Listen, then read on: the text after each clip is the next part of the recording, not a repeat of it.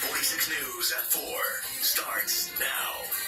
Right now, a monster storm still closing in on the U.S. I-75 in Georgia is now packed. People from Florida who are headed here after Hurricane Irma. And here in Georgia, people are preparing for the storm, boarding up homes on Tybee Island and heading out. Mandatory evacuations are already in effect. This is a dangerous hurricane. The aftermaths of the hurricane will probably be significant.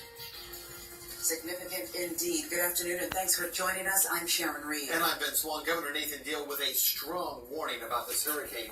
Deal just expanding that state of emergency to dozens more counties. And tomorrow morning, the state's evacuation order kicks in for people who live along the Georgia coast. Right now, time is running out for so many people in Florida who are trying to get out of the storm's path. Roads are jam-packed. You see it from the sky. They are jammed from the Sunshine State all the way here to Atlanta. This video shows the traffic in Tampa. That's where evacuations were ordered today. And here is the calm before the storm. This drone video, it shows Miami Beach as Irma barrels toward the city. As the U.S. prepares for impact, people in the Caribbean, they are assessing the damage. We're getting new video that shows the devastation Irma left behind on the island of St. Martin. That storm is blamed now for at least 23 deaths. And CBS 46 is here to help you prepare for this monster storm. Let's begin with CBS 46 Chief Meteorologist Paul Osmond. He is tracking Irma right now. Paul. Still a very dangerous storm, even though it's gone down to a Category 4, packing winds of 150 to 155 miles per hour. Still well-defined. The one thing that we're noticing now as Irma gets closer to Cuba and to the southern tip of Florida is how massive this storm is. This storm will cover the peninsula as it rides up from Miami all the way to Orlando and past Jacksonville. Let's put it in motion right now. Look at these outer bands covering all of Cuba just about, and outer bands already moving into southern Florida right now to Miami. So we can see how big that is. As a Category 4 storm, it's moving to the west around 15 miles per hour.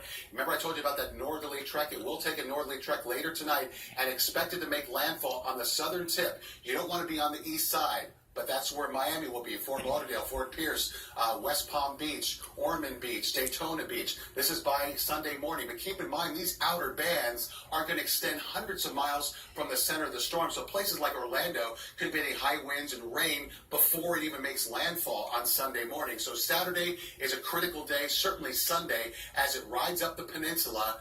It weakens a little bit as a Category 1 storm by about 8 o'clock in the morning on Monday, very close to Jacksonville. So this storm scenario that's setting up right now puts Jacksonville, Daytona Beach, Miami Beach, Fort Lauderdale, Tampa, with cities and towns that will experience hurricane force winds beginning on Saturday night into Sunday and Monday. There's Jacksonville. Look what happens now that it rides into Georgia. Good news is, because it's going to be over so much landmass, and by the time it gets to Atlanta, it's going to be a depression with wind gusts of maybe 35 miles per hour.